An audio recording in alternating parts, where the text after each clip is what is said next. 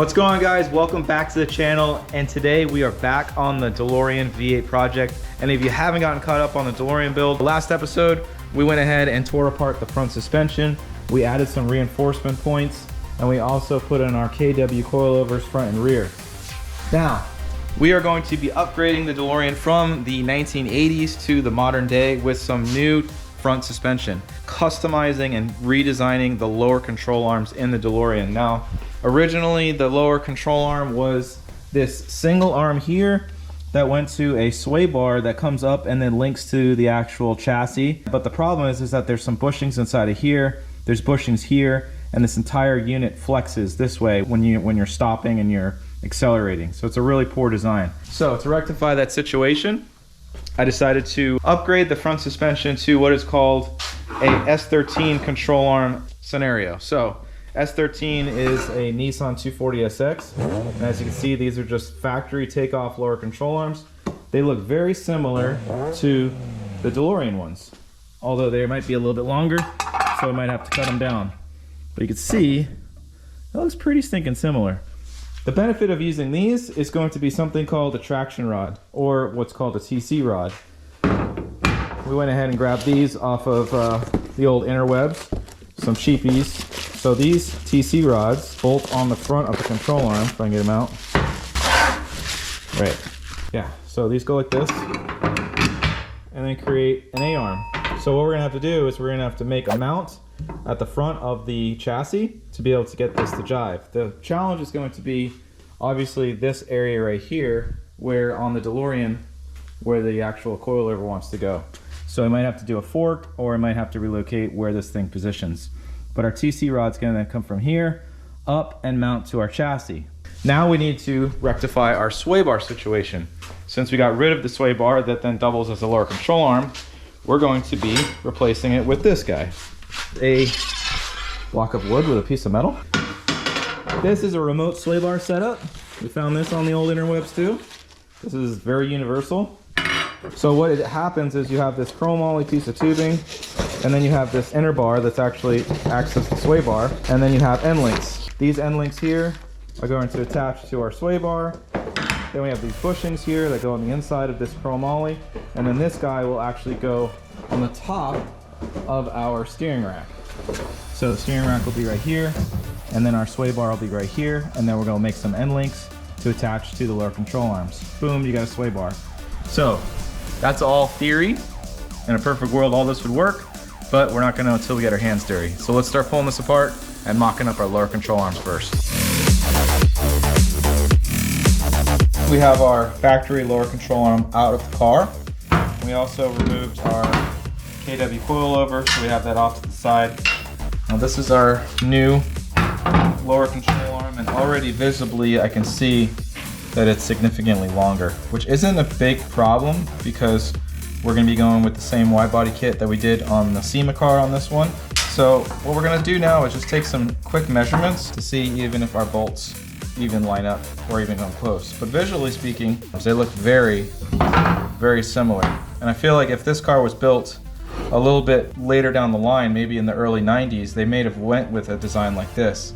So we're going to go ahead and take our micrometers and we're going to measure the inside and the outside of these points here to see if we can even get the control arm to fit in the car. The one hurdle that I'm trying to overcome right now mentally in my mind is where I'm going to mount the shock.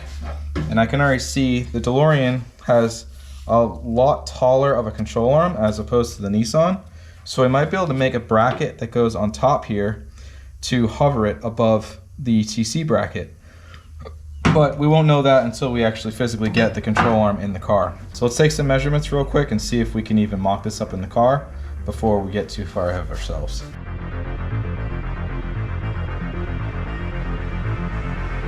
So on the chassis side, the only hiccup we're going to be having is the DeLorean is 52.16 as far as the width goes on this guy, which is not going to be a huge issue because this one is 63.25. So I might just sacrifice these arms for mock-up, and I'll simply just grind this down on the belt sander so I can get this into the actual chassis mounting position on the car itself. So that'll get us bolted in there. And then our outer ball joints, are a little bit different as well. So 16.6 for the base of our outer ball joint on the DeLorean, and we're looking at 15.4 for the outer ball joint on the Nissan. So we're really close. We'll be able to actually slide this probably in the lower spindle just to be able to get that point A, point B, and be able to mock up the lower control arm in the car. Now the big question was the length. If you go from center point here to center point on the actual mounting position on the chassis, the DeLorean is 12.5 and the Nissan is 13 inches, which is gonna work out great because it's actually gonna increase our camber a little bit in the front of the car, giving us a lot better travel, a lot better traction. I know this is gonna be an issue, so before I even get far ahead of myself, I'm gonna cut this off and go ahead and make the modification here. And we're gonna go ahead and mock these up in the car on the driver's side and see what we have to do to get our TC rod in. And then we'll confirm whether or not my idea to build a brace over top the control arm is going to work.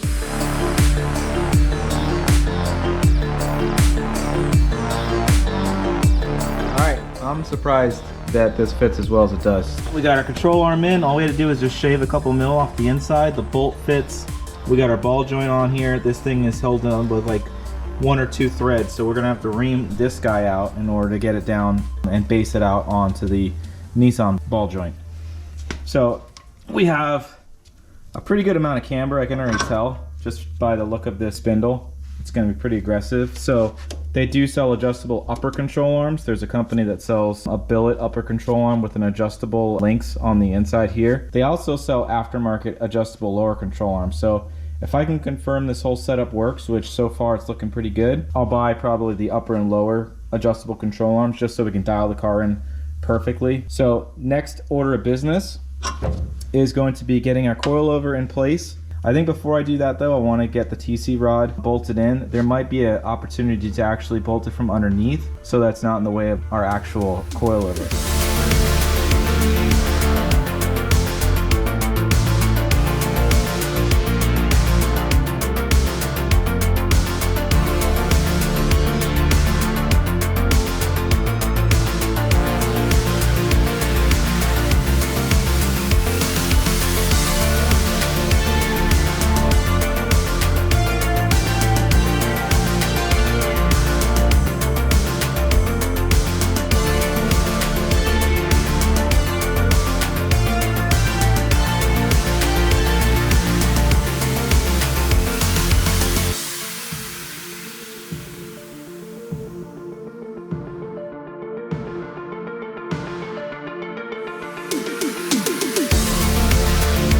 All right, we got our lower control arm pretty much done. You can see it's taking shape now.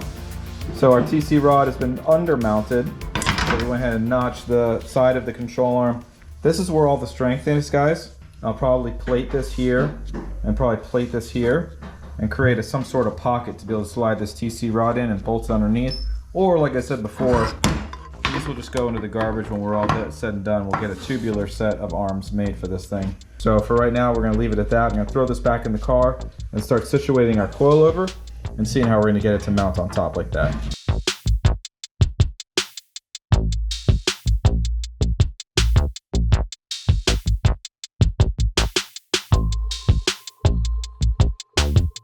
All right guys, got the suspension in and everything is pretty much situated where we want it.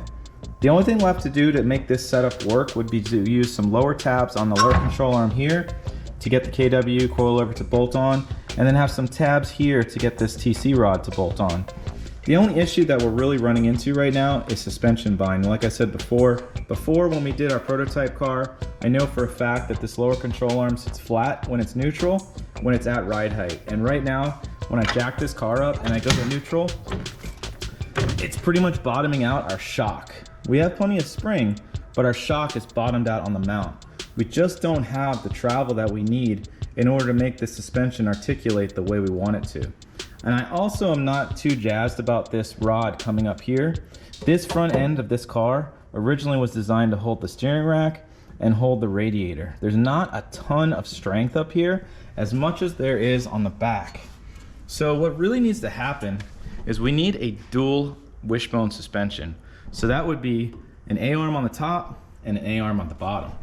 Now, I did source some really cool billet parts that I think are gonna work awesome, and I bet you guys can't guess in the comment section below what car I sourced them off of.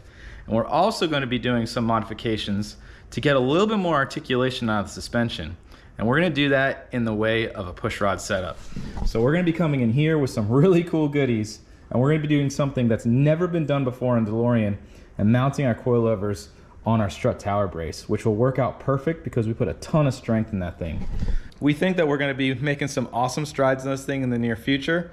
So thanks for watching the episode, guys. Make sure you hit the subscribe button and the notification bell because you're not gonna wanna miss the next episode, and we'll see you guys on the next one.